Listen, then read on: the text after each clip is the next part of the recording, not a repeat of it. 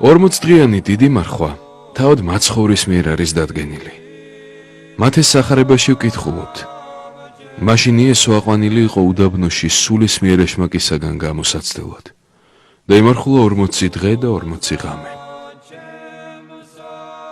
როდესაც უფალმა წაღლა მოუვლინა ცოდვაში მყოფ კაცობრიობას, სამყაროს გასაწმენდად 40-დღიანი წვიმა მოუვლინა, რომელსაც წმინდა მამები სიმბოლურად 40-დღიან მარხვას ადარებენ. დიდ მარხვას მოციქულთა დროიდანვე ძლიერების კვერთხს უწოდებენ. მის შესახებ ცნობებს მოციქულთა დროიდანვე ხვდებით. ეგნატე ღმერთშემოსილი წერს: დღესასწაულს ნუ შეურაცხყოფთ და წმინდა 40 დღე გულითადად იმარხულეთ, რადგან მას აქვს მსგავსება და ხატება უფლის მოღვაწეობისა. ეკლესიას მოციქულთა დროიდანვე დაუდგენია 40-დღიანი მარხვა, რაც მოციქულთა 79 კანონშია გადმოცემული. თუ ეპისკოპოსმა, მღვდელმა, დიაკონმა, წიგნის მკითხველმა ან გალობელმა წმინდა 40 არ იმარხულოს, განიკვეთოს. თუ ერისკაცი იყოს, უზიარებლობით დაისაჯოს.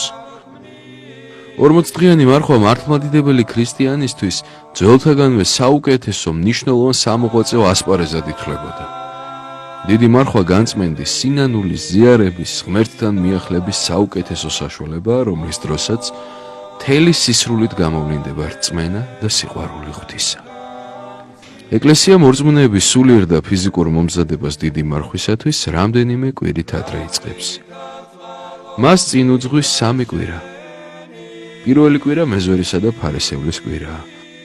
ეს კვირა ყოვლითურთ ხსნილია ოთხშაბათისა და პარასკევის ჩათვლით. ამ შვიდეულში საკვირაო წირვაზე სახარებიდან იკითხება მეზვერისა და ფარისევლის იგავი.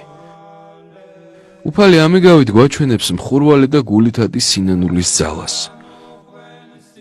მძიმე ცოდვილის, მაგრამ გულწრფელი სინანულის მატარებელი მეზვერის ლოცვას უფრო მეტად შეისმენს უფალი, ვიდრე ფარისევლის გარეგნულად შესრულებულ რჯულს, რომელსაც სიამაყე და ამპარტავნება მოაქვს. იგი უცოდველად განიცდის თავს და საერთოდ არ გააჩნია სინანული და ღვთისწინაშე სიმდაბლე. უფალი ამით ჩვენს გვახსენებს, რომ მხოლოდ სინანულითა და თამბლობით შეიძლება უფალთან მიახლება. შემდგომი კვირა უძღებიშვილის კვირაა. კვირის წირვაზე იკითხება იგავი უძღებიშვილის შესახებ. უფალი მოგვიწოდებს და გვახსენებს, თუ როგორი სიხარულით მიიღო მამა მის შვილი, რომელმაც შეინანა საკუთარი მცდარი მოქმედება, როცა მოითხოვა თავისი წილი ქონება, დატოვა მამის სახლი და ყველაფერი გააბნია არასწორი ცხოვრებით. მან მხოლოდ სინანულის გაჩენის შემდეგ შეძლო მამასთან დაბრუნება. მის მსგავსად ჩვენც მამის ღვთისწიაღში მხოლოდ მარხვისა და სინანულის ძალით შეიძლება დაბრუნდეთ. აღნიშნულ შვიდეულში ოთხშაბათი და პარასკევი მარხვაა. ეს უკვე ბოლო კვირაა, როდესაც ხორცის მიღება შეგვიძლია. მას ასევე ხორციელის შვიდეულსაც უწოდებთ. ამ კვირაში შაბათი მიცვალებულთა ხსენების დღეა. ტარდება მიცვალებულთა ლიტურგია და დიდი პანაშვიდი.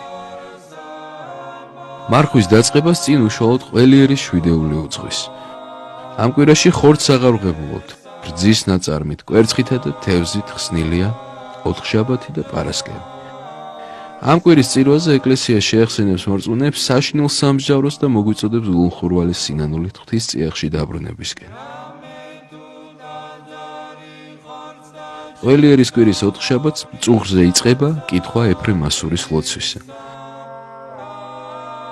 დიდი მარხვის მოსამზადებელი პერიოდი მთავრდება მიტევების ლოცვით.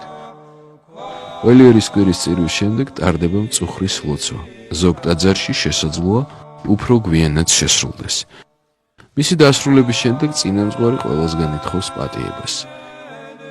საკათედრო ტაძარში ამ დღეს ეკლესიის საჭეთმყრობელი სამწყსოსგან შენდობას ითხოვს, რითიც ურთიერთპატიების მაგალითს გვაძლევს ყველას.